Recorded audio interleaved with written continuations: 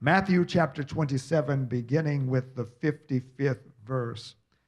Reading from the New Living Translation of the Scriptures, the word of the Lord is as follows.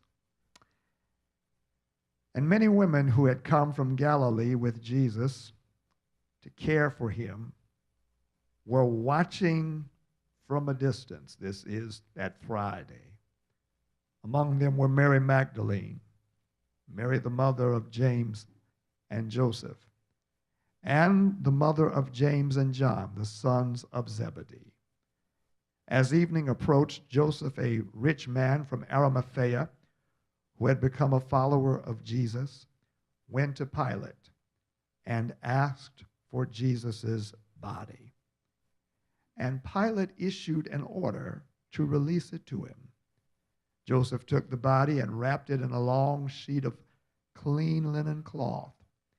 He placed it in his own new tomb, which had been carved out of the rock.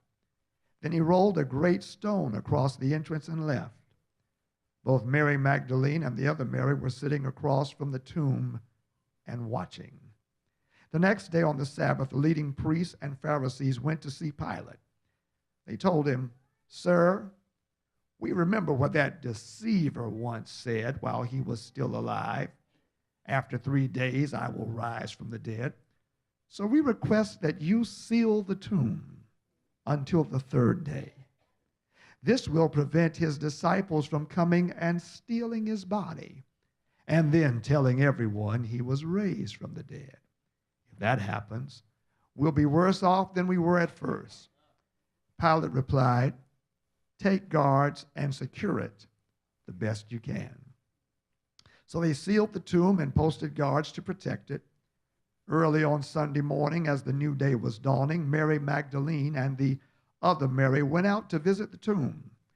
Suddenly there was a great earthquake, for an angel of the Lord came down from heaven, rolled aside the stone, and sat on it. His face shone like lightning, and his clothing was as white as snow. The guards shook with fear when they saw him, and they fell into a dead faint. Then the angel spoke to the women. "Don't be afraid," he said. "I know you're looking for Jesus who was crucified. He isn't here. He is risen from the dead, just as he said would happen. Come see where his body was lying. And now go quickly and tell his disciples that he has risen from the dead, and he is going ahead of you to Galilee. You will see him there. Remember what I've told you." The women ran quickly from the tomb. They were very frightened, but also filled with great joy, and they rushed to give the disciples the angel's message. And as they went, Jesus met them and greeted them. And they ran to him, grasped his feet, and worshiped him. Then Jesus said to them, "Don't be afraid. Go tell my brothers to leave for Galilee, and they will see me there." Thus far, the word of the Lord. You may be seated.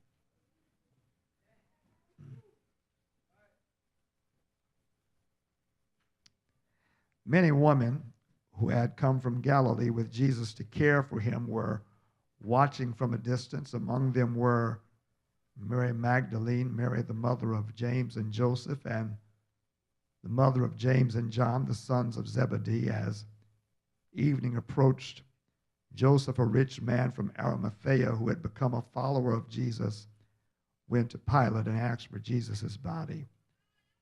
Pilate issued an order to release it to him. Joseph took the body and wrapped it in a long sheet of clean linen cloth. He placed it in his own new tomb, which had been carved out of the rock. And he rolled a great stone across the entrance and left. Both Mary Magdalene and the other Mary were sitting across from the tomb and watching. Early on Sunday morning, as the new day was dawning, Mary Magdalene and the other Mary went out to visit the tomb. Suddenly there was a great earthquake, for an angel of the Lord came down from heaven, rolled aside the stone, and sat on it. His face shone like lightning, and his clothing was as white as snow. The guards shook with fear when they saw him, and they fell into a dead faint. Then the angel spoke to the women. "Don't be afraid," he said. "I know you're looking for Jesus who was crucified. He isn't here. He is risen from the dead, just as he said would happen. Come see where his body was lying. And now go quickly and tell his disciples that he is risen from the dead, and he is going ahead of you to Galilee." Both Mary Magdalene and the other Mary were sitting across from the tomb and watching. I want to preach today from the subject, across from the tomb. Tell your neighbor you have a tomb relationship. Across from the tomb. With the weight of the world's sin cast upon him, and in what was the most extreme crisis of his earthly life and ministry, on that Friday, Jesus felt very much alone. At one point, the sense of isolation and abandonment, including feeling forsaken by God himself, and Jesus crying out with a loud voice the words of Psalm 22, "Eli, Eli, lama sabachthani," which is to be translated, my God, why hast thou forsaken me?" And shortly thereafter, Jesus cried out with a loud voice, declaring that it was finished, and commending his spirit into the hands of his Father. The earth quakes, tombs break open. A Roman soldier declares Jesus to be the Son of God. And Matthew tells us that there were some women who were there watching from a distance. They had followed Jesus from Galilee and had cared for his needs. Among them were Mary Magdalene, Mary, the mother of James and Joseph, and the mother of Zebedee's sons, James and John.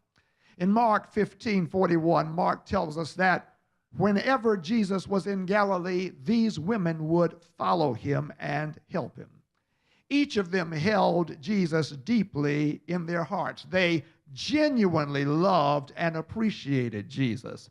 And the extent of their commitment is demonstrated by their being with Jesus at the crucifixion, watching from a distance. In fact, what is said of them is not said of Peter. It is not said of Andrew. It is not said of Thomas. It is not said that they were watching Jesus die on a cross. They were nowhere around. In fact, they were in an upper room in the city of Jerusalem for fear of the Jews. But from a distance, these women, they paid Jesus their support as they watch him die. And from a distance, they see Jesus' bloodied and lifeless body taken down from the cross by Joseph of Arimathea, who wraps it in a clean linen cloth and places it in his own new tomb that he had cut out of the rock for himself.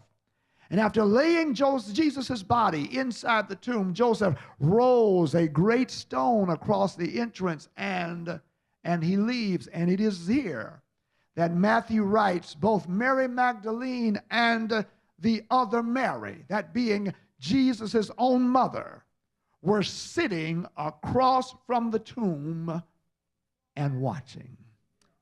What a poignant picture. These women who loved Jesus, who faithfully served Jesus, and who placed their hopes in Jesus, sit across from the tomb watching all that transpires. Cedric, I was arrested by that verse because that verse represents the life situations of many, perhaps even some right now under the sound of my voice. And as you are listening to me, you're not outside on a Judean hill. No, you're inside, but there's a circumstance. There's an episode in your life where you feel that you are literally across from the tomb, watching. As those women sit across from the tomb, they see their worst day certified with Jesus' burial. The past 24 hours were somewhat surreal. In the dead of night, Jesus was arrested and mistried by religious leaders, where he was spat upon and beaten. He was then taken to Pilate, who then sent him to Herod, who jailed him and then sent him back to Pilate. And upon his arrival back to Pilate, Jesus is questioned by Pilate, beaten by soldiers, presented to the crowd, and sentenced to death. The soldiers lay a cross beam upon him and have him carry, and under whose weight he stumbles 3 times until an African from the country of Libya by the name of Simon helps him carry his cross. When he arrives at the hill called Golgotha, he is laid upon the cross, nailed to the cross, lifted above the ground, where he hangs for 6 to 9 hours. The women see all of this from a distance. And as they watch, they cannot fathom what they're seeing. I mean, how could they fathom it? In many ways, it was unfathomable. Jesus was larger than life. There was none like Jesus. Jesus demonstrated power over nature, even demonstrated power over death itself, and yet he's been crucified on a cross. They saw him heave what was his very last breath. They saw Joseph take his body down from a cross and put it in a tomb and put a stone in front of it.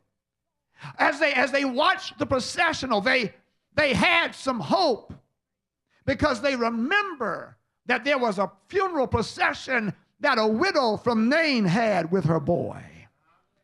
But Jesus stopped that procession, put his hand on the coffin, told the boy to get up. The boy rose up, and Jesus gave the boy back to his mother.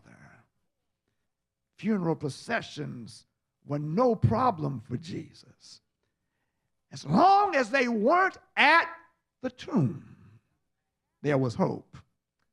But now, as they sat across from the tomb, and as they saw Joseph place Jesus' lifeless body inside the tomb, there was no person to do the words of committal, earth to earth, ashes to ashes, dust to dust. But as they saw Joseph put the stone in front of the tomb, reality sank in.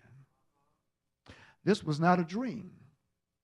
It was not a figment of their imagination. This really was happening. Jesus really is dead. And with Jesus' death, for them, it's all over.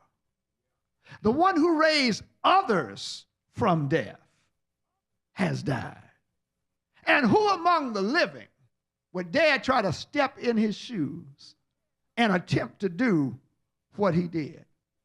There is no coming back from this. It's all over. That's where they were as they sat across from the tomb watching. And friends, life across from the tomb is a time where the worst in your life is shown to be real. Because there are moments in life that are so incredibly painful that in your mind, they can't be real. It's surreal. You feel as if you're in a fog.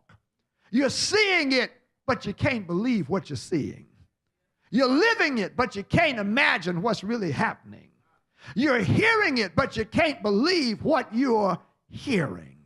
This can't be going on. You can't be seeing what you're seeing or feeling what you're feeling, and then something happens that certifies that you aren't dreaming. You view the body. You hear the words of committal. You see the casket lowered into the ground. it's real.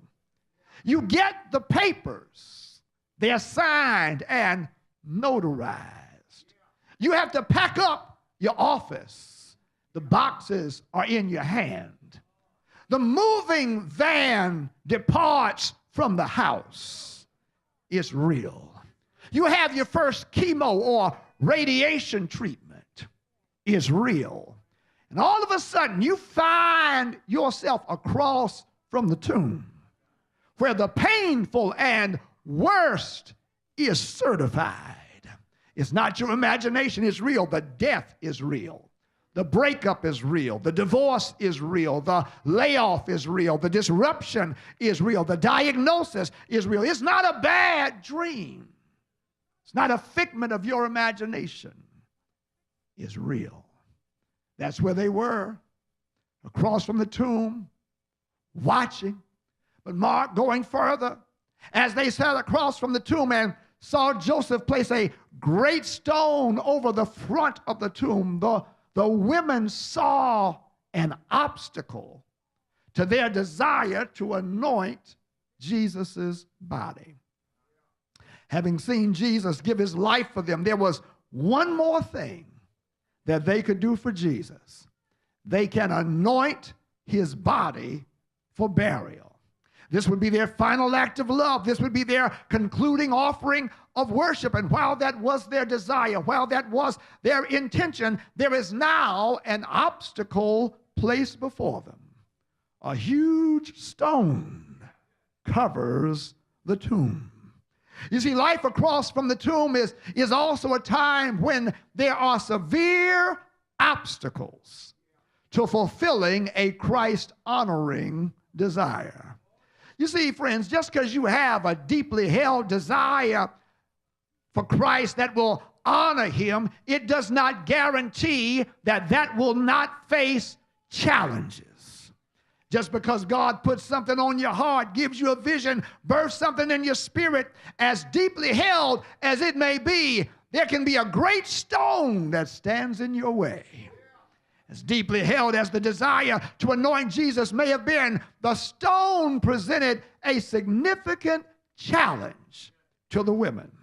And later we read that there are soldiers stationed at the tomb and a seal placed on the stone as Rome's guarantee that nobody could get in and nobody could come out.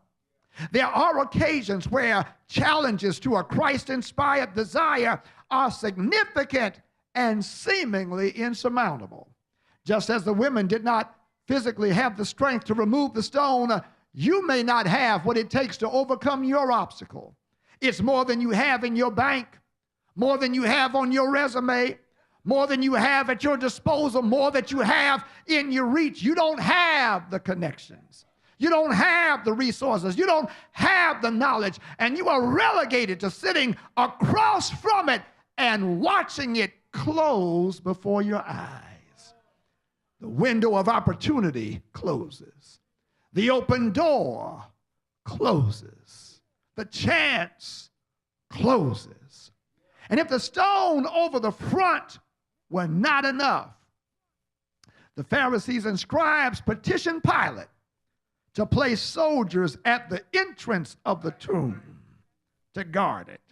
They remembered Jesus speaking of his resurrection on the third day, and they don't want the disciples entering the tomb and taking the body as a means of validating Jesus' resurrection claim.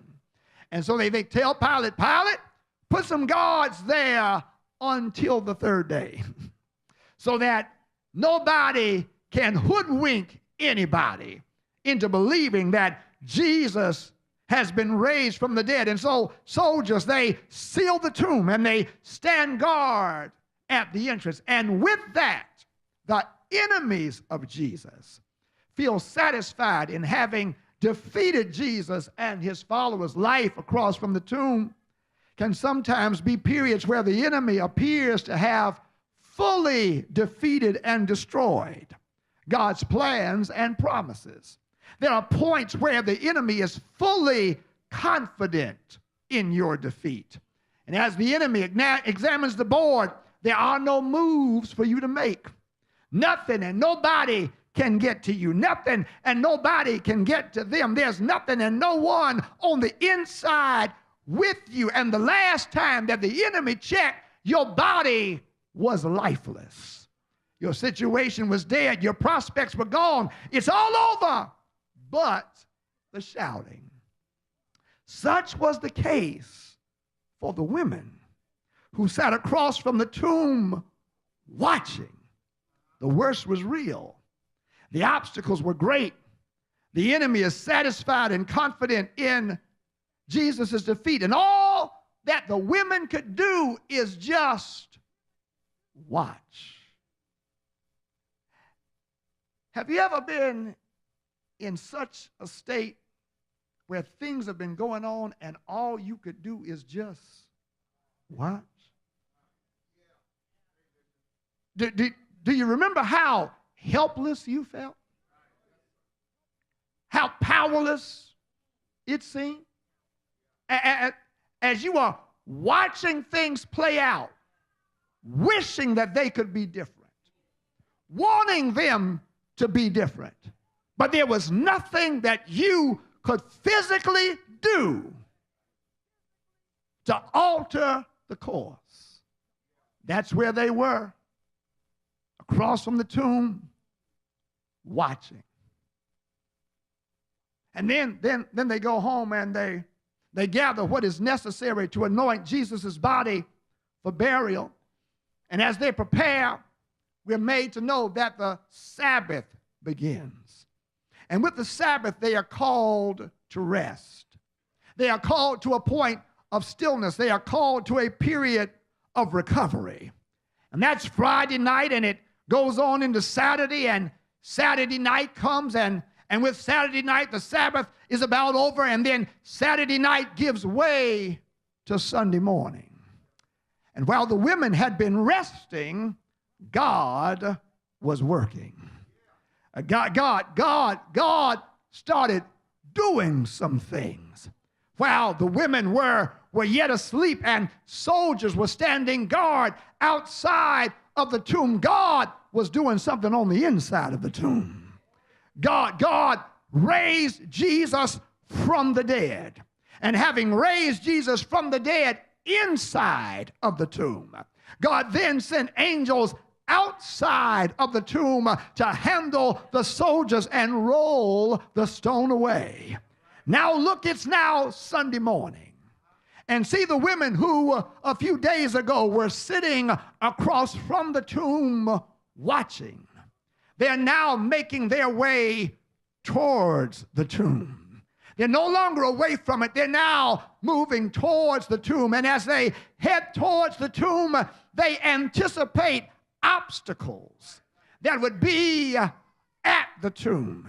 But what we find out, something about a life in Christ, is not only involves times when you are across from the tomb where the worst is certified and where there's a serious obstacle to you fulfilling a Christ-honoring desire and where the enemy claims defeat and destruction of God's plans, but it also will involve some times when you're moving towards the tomb. And as you're moving towards the tomb, God will greet you with a surprise. Look at the text with the women expecting obstacles, being soldiers and a stone. They are met by a great surprise.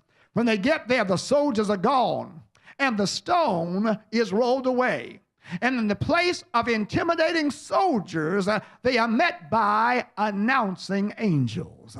You're looking for Jesus, who was crucified. He is not here.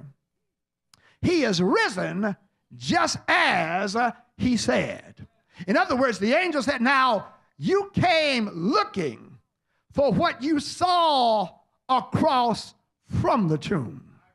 You came looking for what was. You came expecting what was. You came shaped by what was. You came informed by what was. But I got news for you. What was no longer is. And not only are the stone and soldiers gone, but the crucified Jesus is gone. He is risen from the dead. And he is very much alive. You see, friends, the good news of the resurrection of Jesus is that what was true on Friday no longer is true on Sunday.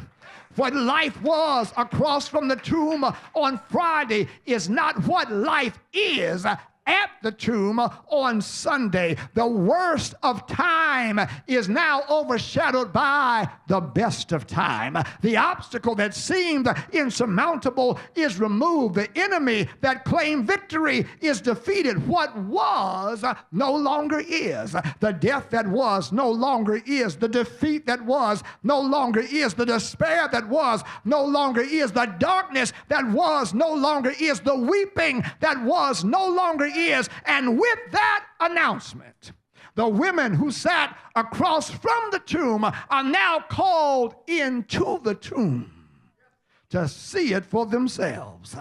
And what kept them from, they are now called into. Because, friends, the resurrection of Jesus invites us to step into the tomb and behold the miraculous work of God. Jesus' resurrection calls us to step into the realm of life overcoming death. Step into light overcoming darkness. Step into joy overcoming sorrow. Step into hope overcoming despair. Step into courage overcoming fear. Step into faith overcoming doubt. Step into strength overcoming weakness. And step into healing overcoming disease. Lord, have mercy. The women stepped into the tomb and they saw it empty. Now, for some people, this may seem like words, but there are some people who've had real life experience, who have had the worst come their way, not just once, but several times.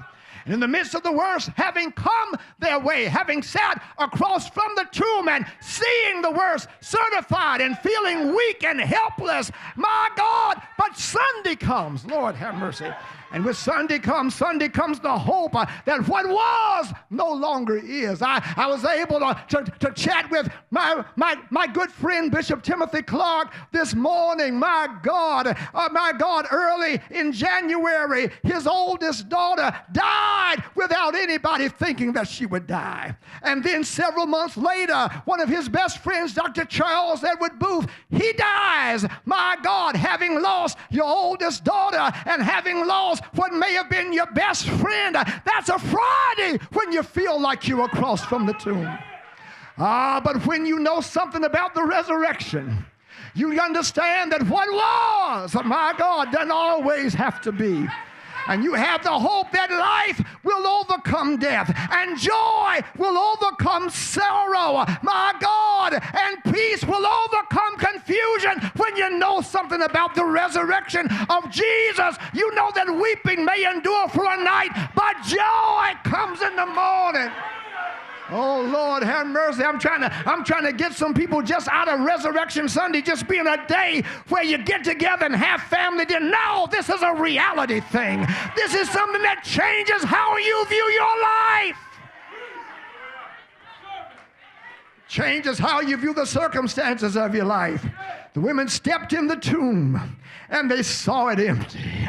Jesus is risen from the dead. And my God, now they leave the tomb with awe and wonder. They leave the tomb amazed. You see, friends, when God changes what was to what is, and when God invites you to step into the miraculous, you can't help but be amazed. I wonder, is there anybody here, or anybody at Beatties-Ford Road or at South Charlotte who knows how God amazed you by what God did?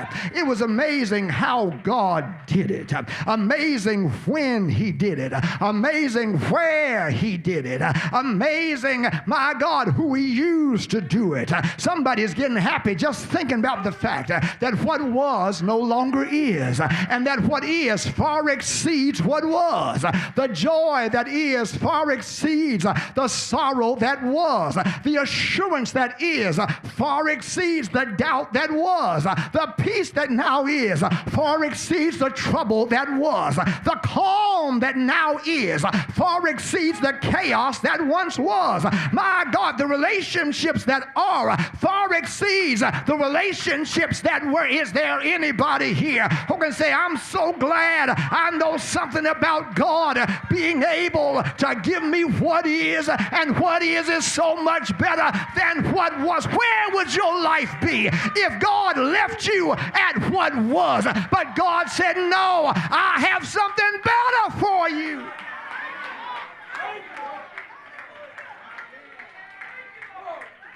Do you see the women? Do you see them now? Now that they're at what is, and what is so much greater than what was. They can't stay. They can't stay where they are. No, the angel tells them, you got to go. You got to go, and you've got to declare your experience. There are some people who need to hear what you now know. You can't keep this to yourself. You got to step out from the tomb and go back to the people whom you know, who need to hear what you've got to say. And as they make their way from the tomb, Lord have mercy, Jesus meets them.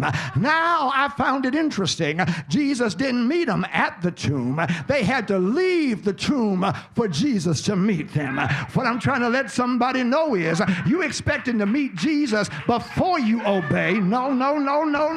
Jesus said, take some steps in obedience and find out how I'll show up. My God, take some steps in the direction that I've already given you and see if I will not show up and meet you there. I wonder, am I talking to anybody? Is there anybody who can testify that it was as you did what you were told to do that Jesus met you in the path of obedience? Jesus met you in the steps of sacrifice. Jesus met you as you were stepping up to the plate. As the women go, all that they've seen is a tomb that's empty. But as they go, they see the living Lord. They see Jesus in power and glory, having sat across from the tomb in sorrow, having walked to the tomb with worry, having gone in the tomb with hope, having left the tomb with wonder. Jesus meets them, and Jesus said, I got a charge for y'all. I've got a commission for you. I've got a call and claim upon your life.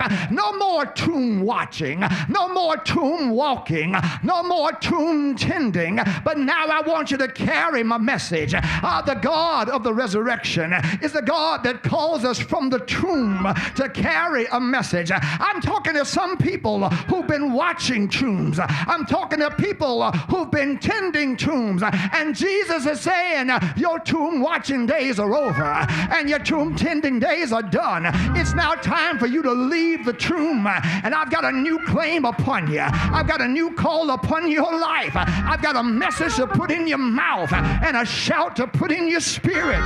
The Jesus who was crucified, he is no longer. He is risen, just like he said. Jesus Christ lives, and in Christ you have law. You too can live. That in Christ death loses its sting and the grave loses its victory. That's our message, and that's our charge, and that's our hope, and that's our joy. Jesus is not dead. He is alive, just as he said. And what that means is that if you can take him at his word, that if he dies, God will raise him from the dead. If God can keep that word by raising Jesus from the dead, then God can keep every word that God will ever promise you, because there's no greater power that God has ever exerted than raising Jesus from the dead. As Jesus said, well, if God has given you a promise and you're still holding on, slap five with your neighbor and say, neighbor, he's good for it. The resurrection power that raised Jesus from the dead is the same power that'll keep that promise. It's the same power that'll see you through. It's the same power that'll dry your tears. It's the same power that'll supply your need. It's the same power that'll fight your battles. It's the same power that'll lift your head. It's the same power that'll heal your disease. It's the same power that'll take care of your children. It's the same power that'll watch over your family. It's the same power that'll repair your marriage. It's the same power that will advance your career. It's the same power that will turn your life inside out and right side up. Thank you, Lord, for resurrection power in Jesus. Thank you, Lord, that we who believe in Jesus no longer are who we were, but we're new creatures, and it does not yet appear what we shall be, but we know when he shall appear, we shall be like him, for we'll see him face to face. I'm glad that I know Jesus because I was dead in my trespasses. I was dead in my sin. I was dead in my iniquity. But because Jesus died for me and Jesus was raised for me, because I believed in Jesus for myself, I'm made alive in righteousness, made alive in holiness, made alive in freedom, made alive in power. Is there anybody who can say that's me? I was dead in my sin, but I've been made alive in Jesus. Yeah! Thank you, Lord. Thank you, Lord, that he lives and he's alive forevermore. Forevermore. Forevermore. Death can't hold him forevermore. Darkness can't contain him forevermore. And because he lives forevermore, we too shall live forevermore. Yea, though I walk through the valley of the shadow of death, I'll fear no evil, for he's right there with me. His rod and his staff, they comfort me. He prepares a table before me in the presence of my enemies. And the last enemy is called death. He anoints my head with oil, and my cup runs over. Surely, surely, surely, goodness and mercy shall follow me all the days of my life, and I'll dwell in the house of the Lord